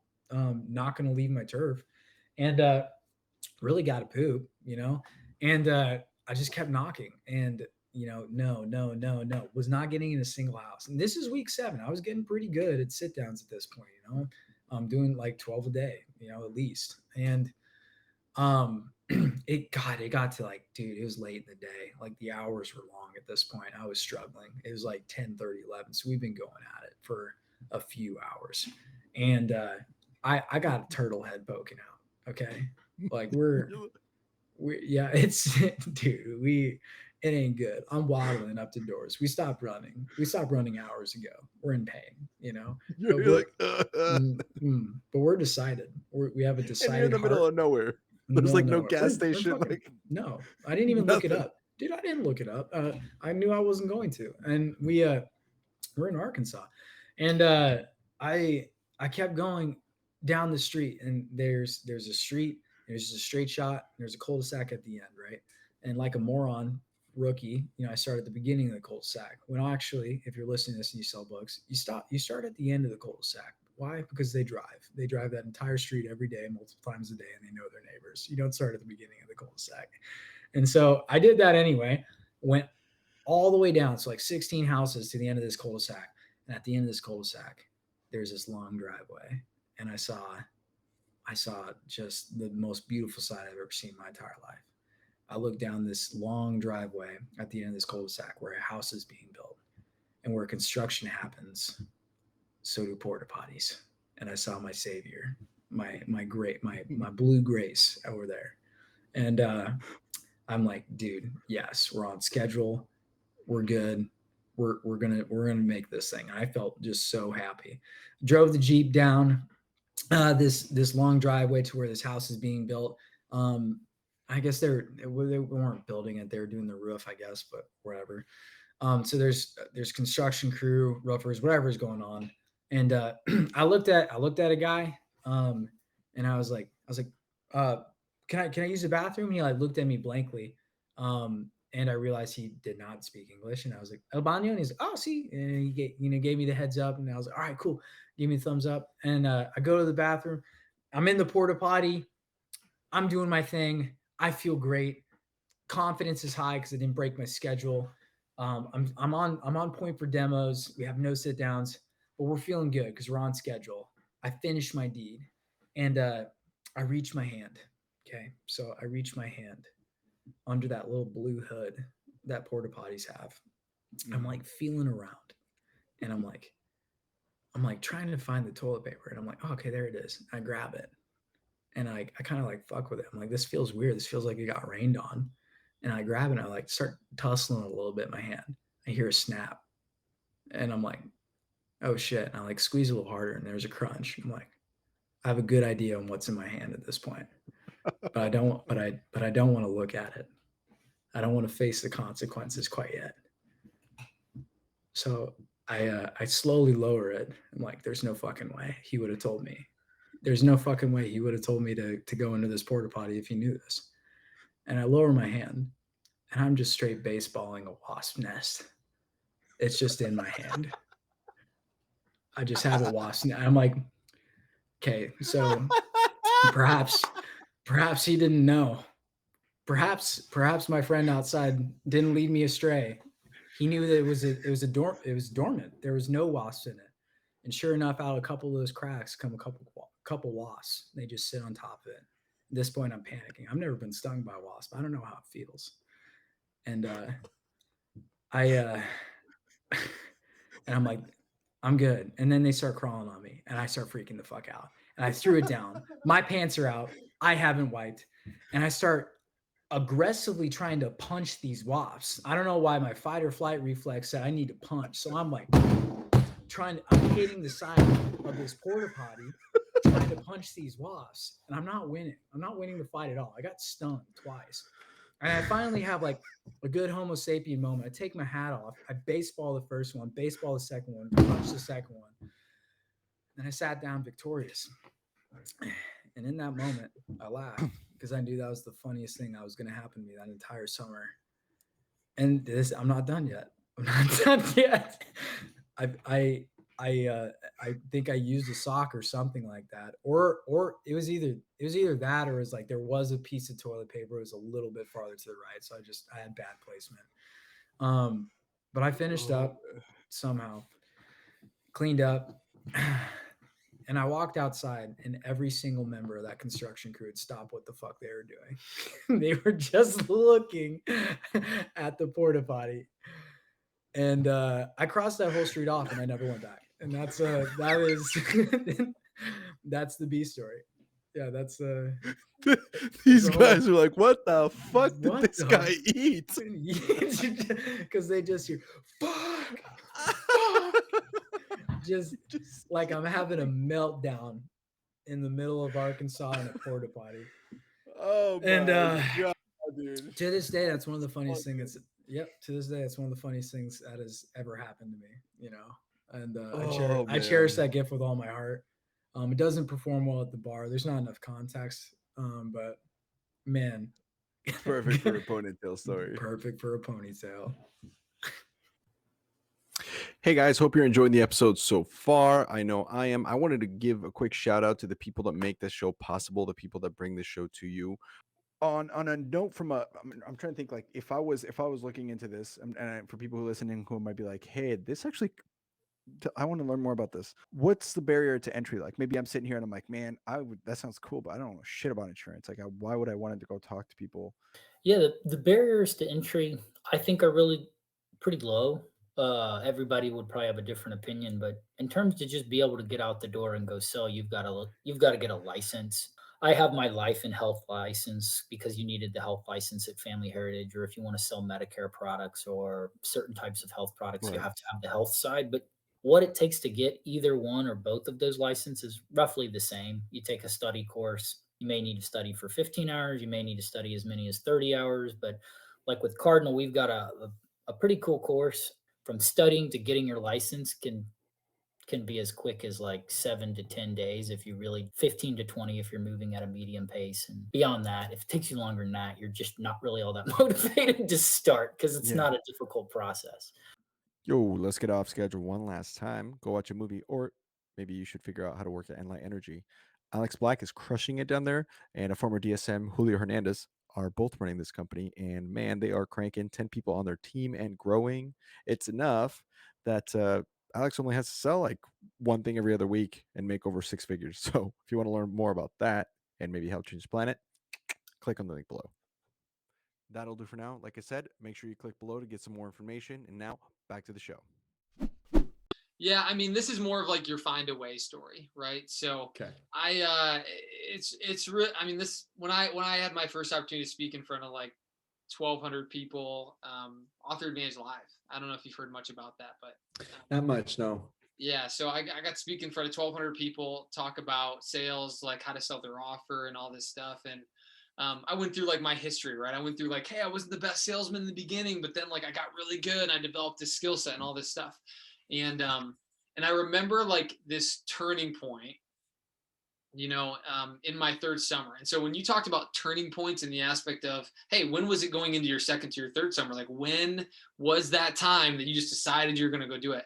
Well, in my third summer, I had a turning point where I got to determine if I was going to be that guy that I turned into, or if I was going to be somebody else. Okay. Oh.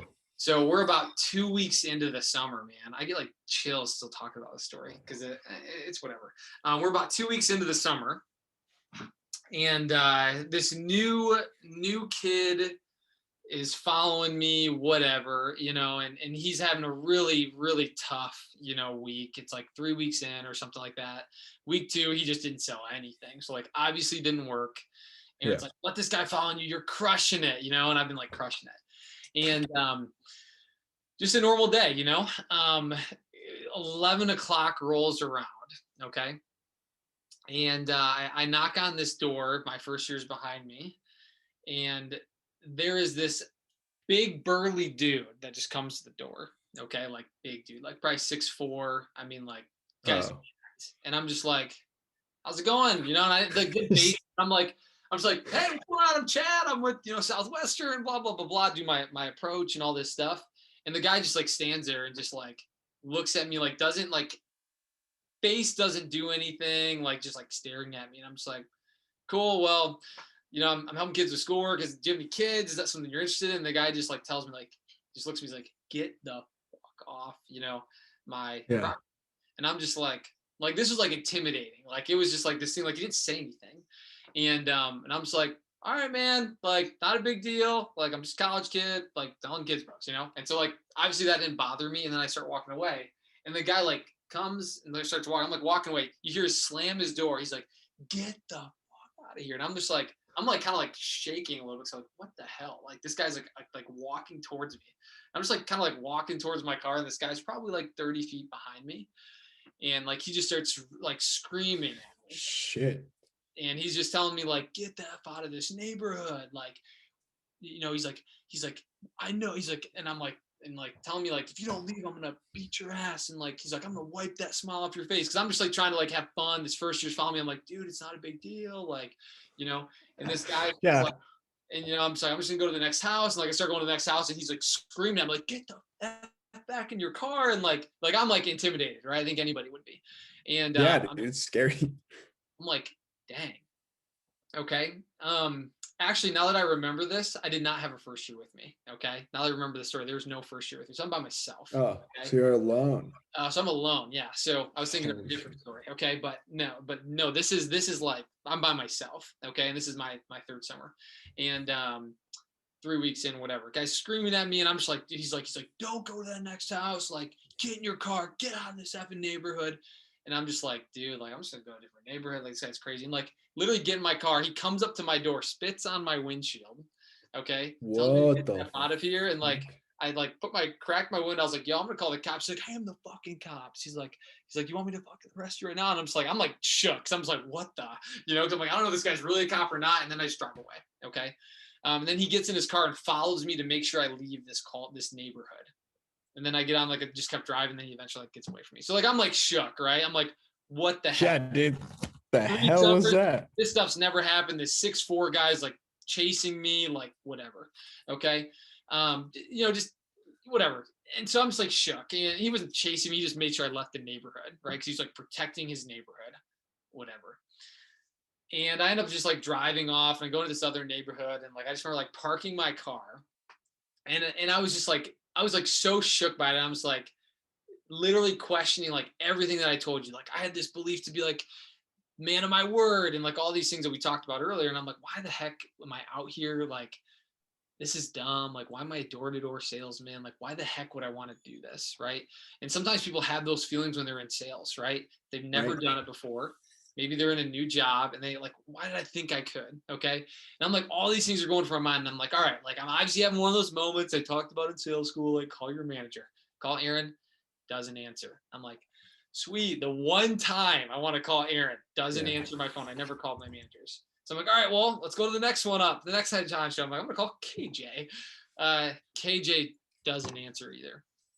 I'm just like, dude. I just remember like sitting in my car, probably like for like 15, 20 minutes, just like considering like literally just going back into my old habits of like, I'm just gonna, Fuck be off around. schedule, go home, whatever. And I had this moment, and I was like, I either can go home, let this affect me, and then these types of situations are just going to affect me the rest of my life. And that was like literally what I was thinking. Or I was like, I can do what they tell me to do and just go to the next house. Go to the next door. Mm-hmm. Yep, you got it. Yeah, just go to the next door. And I almost went home. I was like, almost like, screw this. Oh shit! And like, this is my third summer, man. And I'm like, dude, like, no, I don't want to do this. Like, and I just sat there, and like, then I just like, well, screw it. I told myself I would. Like, I told Virgin, all these people, I was a man of my word. Like, I'm gonna do this, right? And so like, I did not want to. I grabbed my book bag. I go to the next house, and you probably know the ending, right? Knock on the door. Super nice family, right? Wait, for real? Yeah, make me lunch. You're right. I mean, super nice. Kids need everything. Okay. I didn't sell the bag, but I almost did. And like, just like this lady, I was just so thankful that I came by. And it was just like, Chad, I can't believe like you came by. Like, man, like our kids have been struggling in math for years. And, David, he's trying to get into a good college and like had no idea like how to prepare for the ACT and like all this stuff. And you're just like, what I mean? Your mind's like kind of blank. And it was just like, dude, I remember that's getting back God. in my car and I'm just like thinking to myself, and I'm like, man, I could have went home or I could have just kept going. And it was literally the next house I stopped at. It was in a random neighborhood. Cause I was like, I gotta find, like, I just like went somewhere. Cause it was like, I gotta be away from that guy. Right. Yeah. And they bought. And so like, that was like a big turnaround. Right. So, and it was just a big reminder of like, obviously not everybody's going to get what we do, and like not everybody's going to like what you do, but like, hey, our job is to find the ones that do, those kinds of things. And it was just a big, obviously a big kind of like whatever pony story, whatever you want to call it, but it just kind of set the tone for the rest of my summer. Wow. That's one of the better pony stories you've had on this whole cast, man. Well, but the one, if you do want to hear the one, I appreciate that. But if you do want to hear the one with the first year that was following me, I can tell you that one. That was the one that I thought I was going into. So okay, let's do it. I got one more. The one more mentality, dude. All right. Well, hold on, pause. Let me reflect on that real quick, because that was, for anybody listening that might have missed what like really happened there, or like if you're listening and you didn't sell books, because this is a story that's familiar with some people, especially if you did well selling books, like decently okay or better selling books. We all have that story where it's like, if I hadn't gone to that house, like, because on the other hand, like to that mom, you were a godsend. Like she was probably, when people buy like that and then they tell you, I'm so glad you showed up, that means that they were like for months, maybe for a few days at least, or at least once in their like recent memory, they thought to themselves, dear God, how am I going to help my kids with this, with this? There's some families that I sold to, like maybe they didn't use the books. Maybe this bought because they like, but there were some families that for sure bought because they needed me, and like, totally. and they're using them to this day, right? Sometimes some of them will still well, not anymore really, but for a few years after I sold, they were still like messaging me like, dude, I hope you're well, But that being said, like on the other end of that, right? Because you said you did what you said you were going to do, because you became a man of your word, your integrity was so pure to yourself. That part, you changed their lives, like, right? Like the impact that you've had on that family is immeasurable. For sure. Because you said this and then did it. And it's just that simple, right? It's because your summer would have been derailed if you hadn't done that for you on your end. Like you wouldn't be here. No fucking way. Oh, dude. Yeah. I mean, yeah, you think about it, like, and it's not so much about like the situation. It was like, it didn't matter what the situation was. Like let's just call that guy, that 6'4" burly dude, like adversity. Right. Yeah. Like, and it's like, everyone's going to get some of that, whether they're selling books or in life. And like what we talked about earlier, it's not about what happens to you. It's how you respond. Right. Yeah. The uncontrollable things that are thrown your way is like going to determine like who you are and what comes next. Right. Yeah. And that's wild. Well, and to me, like in a way, like honestly, it's because of that guy. That was the first domino. Because here's the thing: the summer was going to be hard anyway. But if that guy had never yelled at you, he would have said no. You would have got back in your car. You would have got to the next house. You would never have met that family, and you would have never had to make that choice. You've never would have been pushed to the point of like, literally, this is it for me. Yeah. Right. Yeah. And so like you would have had a normal summer. Like maybe if that guy hadn't been home, you would have just kept going. You would have had a good summer. Would you be this man? I don't know. Like, cause that guy drove you to that choice, to that point of you either break here or you break out, you know, like, yeah. And you did. He gave you that opportunity to have that choice for yourself to then change the lives of the family that you talked to, but then you. Dude, and your point that you just made is huge. Like some people that are like listening to this, I mean, if you're spiritual or whatever, you know, I believe in God and all this stuff. And same. And for me, it's like what you just said, when you say gave you the opportunity, I'm a huge believer that like when like we pray, like I feel like God gives us these opportunities. Okay. Like, I don't know if I pray for like a ton of money, like I don't think I'm just gonna like wake up one day and then there's gonna be like $1 million in my bed next to me, right? I believe like if I pray for like, hey, I want to be wealthy, I want to impact people or whatever, like I feel like God's gonna give me those opportunities to do that stuff, right? And so just like when you said opportunity, it's just like, man, like, yeah, that was an opportunity that like I had to finally overcome this thing that literally was the thing that held me back for the last 2 summers, right? Yeah. Nuts. It's wild. It reminds me of scroll 10 in Augmentino. This is so meta. It's gonna be an SPS book club book. I'm gonna make it happen. Dude, can I do that? Can we do that for real? Yeah. Dude, I can't believe that they don't read it. And so this is it right here. I was gonna, it talks about that in the, do you still read Og, by the way? I mean, there's been like passings in like time that I've like come across a scroll or something. We've shared a couple of scrolls in SPS a few times, but yeah.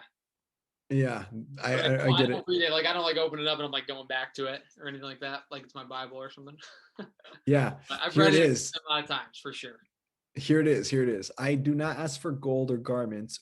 It's from scroll 10 when he's doing the prayer at the end. He goes, I ask not for gold or garments or even opportunities equal to my ability.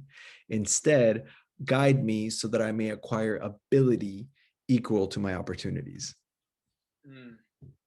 That's what that was. God gave you the ability to deal with the opportunities that he gave you. Yeah. Right. He gave you ability. He gave you the ability to acquire, so they were equal to your opportunities. He gave you this giant opportunity and then gave you that ability to do it. That's that's deep. I just had to point it out before you go to this crazy ass story, because that was like when in my mind, when you told me about that guy, I thought it was gonna be like you turned around and then you sold the guy and like you diffused him. That would have been a crazy story too. But no, it was what really happened there was that guy made you make that choice, or gave you the opportunity to make that choice. Yeah, that's fucking awesome. And like that's when you think, and like there's a mindset shift, right? Is like life doesn't happen to me, because I could have been like, man, poor me, I was in the wrong place at the wrong time, this sucks, I'm done. Okay, but I was thinking like it's like that mentality of like life happens for me, right? And like what you just said, like that guy gave me this opportunity to go live into who I really wanted to be, which is like this problem solver, which is like this person that like overcame adversity, you know. And there you have it. There are our favorite stories so far. Man, it was so hard to pick these 9. We actually had like 18 at one point, and even those were hard to narrow down. We've loved all of the stories we've got to hear here, but maybe you guys will agree these were some of the more outstanding ones. On that note, make sure you catch episode 201 coming up to you guys this Sunday. And of course, if you haven't yet signed up for Bizler, all alumni and their spouses are welcome to the Hilton October 15th through the 19th of this 2023 in Jamaica. So we're going to have a blast at our Bizler trip. It's our second one that we're going to have. Enjoy that. And of course, sign up for the neighborhood. Go to theponytailspodcast.com for questions. Check out our merch. Subscribe. You guys know the deal. Go follow us if you want to support. That means a lot to us. Thanks so much. Bye.